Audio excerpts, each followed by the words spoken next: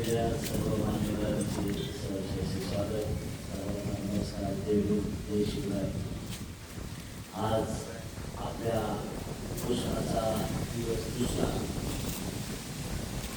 आतापर्यंत घडलेली घडामोड अशी की या कार्यालयाचे सर्व सन्माननीय टोके साहेब यांनी काल संध्याकाळी एक प्रस्ताव दिला. त्या प्रस्तावात असं म्हटलं गेलं होतं की ही जी अहवाल आहे या अहवालासाठी पूर्णत्वाला देण्यासाठी आम्हाला आणखी 1 महिन्याची मुदत हवी आहे. परंतु आम्ही सर्वांनी चर्चा केली असता आता ऑलरेडी 6 महिने उलटून गेलेले, त्यामुळं अजून वेळ देणे योग्य असं आम्हाला वाटलं नाही. त्यामुळं आम्ही त्यांना तसा नकार दिला आणि आता आमची मागणी सांगितली की पुढील 2 ते 3 दिवसात आम्हाला संपूर्ण अहवाल हवा आहे आणि तसेच त्या अहवालात जे काही कोणी दोषी अधिकारी आढळतील त्यांच्यावरती कठोर कारवाई, जी निलंबनाची असेल, कारागृहवास असेल, अशा प्रकारची कडक कारवाई करण्याची मागणी आम्ही सर्वांनी मिळून केली. परंतु आज दिवस दुसरा उजळला तरीसुद्धा सकाळपासून एकही अधिकारी आतापर्यंत इथे फिरकलेला नाही. जी अतिशय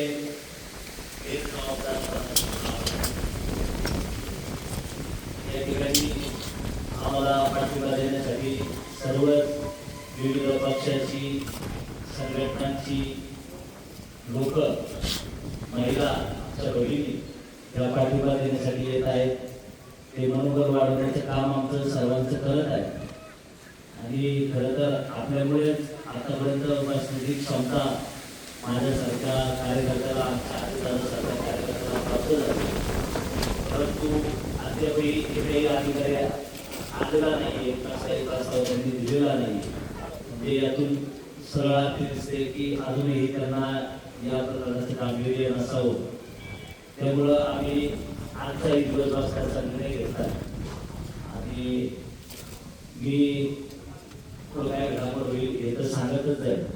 परंतु त्याचसोबत आलेले आमचे सन्माननीय मित्र अमोलजी गायकवाड, तसेच त्यानंतर आलेल्या सर्वच विविध पक्षाचे, संघटनांचे सर्वच मान्यवर यांना विनंती करत की आपण देखील या ठिकाणी आपलं मनोबल व्यक्त करायचे. सुरुवातीला अमोलजी गायकवाड.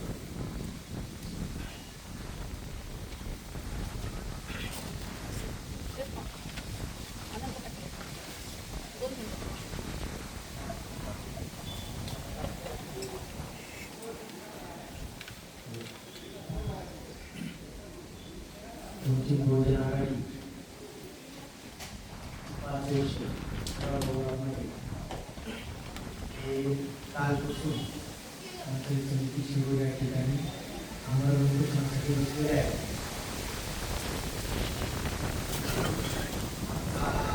दुसरा दिवस तर सांगावं असं वाटतंय आणि साधारणतः 2024 पासून आपण अभ्यास केल्यानंतर पूर्ण माहिती मागितल्यानंतर ती माहिती योग्यरित्या दिली गेली नाही, म्हणून आज या ठिकाणी एक मोठं पाऊल यापूर्वी देखील त्यांनी भीमा कोरेगाव या ठिकाणी अधिकाऱ्यांच्या विरोधात भीमांबा आंदोलन देखील केलं होतं आणि त्या आंदोलनाच्या दरम्यान या ठिकाणी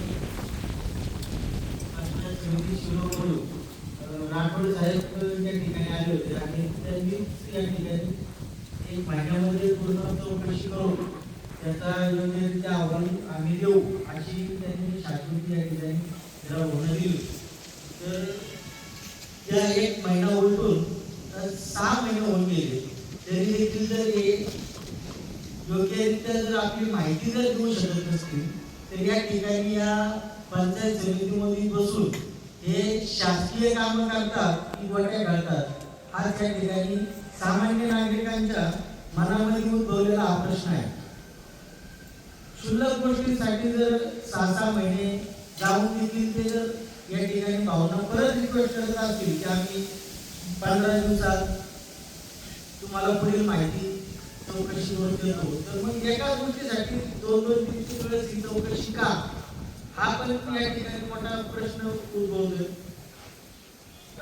त्याचप्रमाणे सांगायचं जर असं असेल तर 1 महिना जी काही तुम्ही चौकशी केली त्या चौकशीवरती जर तुम्ही त्या भ्रष्ट अधिकाऱ्यांवर जर कारवाई करत नसेल तर त्यांच्या सोबत तुमचे हात देखील मलिन झालेत का, हे देखील या ठिकाणी आमच्या मनात प्रश्नचिन्ह होते. कारण उंदराला मांजर साक्ष असा जर प्रकार या ठिकाणी होत असेल तर आमच्या या भाऊंच्या 2 दिवसाच्या जे काही आंदोलन चालू आहे या आंदोलनाला जर न्याय मिळणार नसेल तर मग या भ्रष्ट अधिकाऱ्यांबरोबर या ठिकाणी जे कोणी व्हिडिओ असतील त्यांच्यावरती देखील त्यांच्या वरिष्ठांनी कार्यवाही करावी अशी मी या ठिकाणी वंचित बहुजन आघाडीच्या वतीने मागणी करतो आणि या ठिकाणी थांबतो.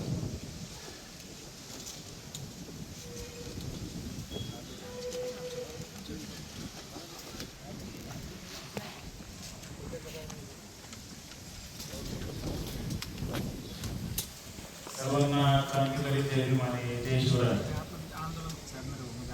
कोरेगाव भीमा येथील झालेल्या दिव्यांग व्यक्तींच्या निधीबाबतच्या भ्रष्टाचाराच्या विरोधात या ठिकाणी वंचित बहुजन आघाडीचे पुणे शहराचे उपाध्यक्ष हिरामण भाऊ वाघमारे तसेच माहिती अधिकार नागरिक समाजाचे श्रोता अध्यक्ष नरवणे या ठिकाणी कालपासून आम्हाला उपोषणासाठी बसण्याचं कारण असं की गेले 2024 पासून काही दिव्यांग व्यक्तींना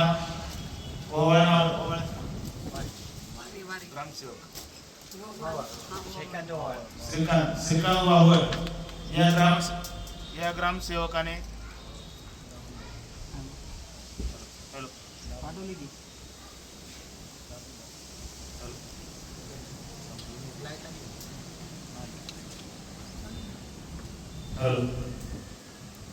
श्रीकांत वावर या ग्रामसेवकाने त्याच्या काळामध्ये जो काही दिव्यांग व्यक्ती असतील आमदार व्यक्ती असतील त्यामध्ये पंडित ज्ञानोबा आहे यांचा जो काही निधीमध्ये त्यांनी जो काही भ्रष्टाचार केला त्या भ्रष्टाचाराच्या विरोधात या ठिकाणी आम्हाला उपोषण या ठिकाणी चालले.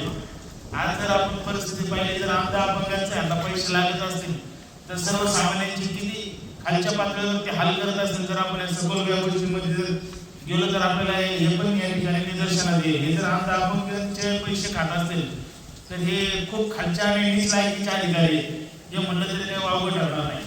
काल आपण दिवसभर या ठिकाणी उपोषण केल्यानंतर त्यांचे काही अधिकारी आले, आम्ही सर्वजण या ठिकाणी होतोच काल दिवसभर. अधिकारी आले त्यांनी त्यानंतर त्यांना कागदपत्राची पूर्तता देखील केली, त्यांना सर्व गोष्टी मान्य आहेत, परंतु लेखी आश्वासन देत कुठलीही कारवाई करायला ते तयार नाही. त्यांनी काल आमच्याकडे प्रस्ताव घेऊन आले, त्यामध्ये 4 नंबर त्यांनी मुद्दा पण टाकला होता की ह्यांनी सरकारी नियमानुसार कारवाई केलेली नाही, हे पण त्यांना मान्य आहे. पण जो कोण अधिकारी त्याच्यावर व्हिडिओ काय करतो डोके म्हणून व्हिडिओ त्या अधिकाऱ्यांवरती कारवाई करायला का तयार होत नाही, हा आमच्या सारख्या सर्व कार्यकर्त्यांना पडलेला प्रश्न आहे. काही डोके साहेब त्याच्या सोबत मिलभगत तर नाही ना, हा देखील या ठिकाणी सर्व चळवळीतील नेत्यांना पडलेला प्रश्न आहे. डोके साहेबांना मी या व्हिडिओच्या माध्यमातून त्यांना विनंती करतोय, आमच्या भावाचं वजन कमीत कमी या ठिकाणी 100च्या प्लस आहे. भावाला जर या उपोषणामुळे जर बीपी शुगरचा जर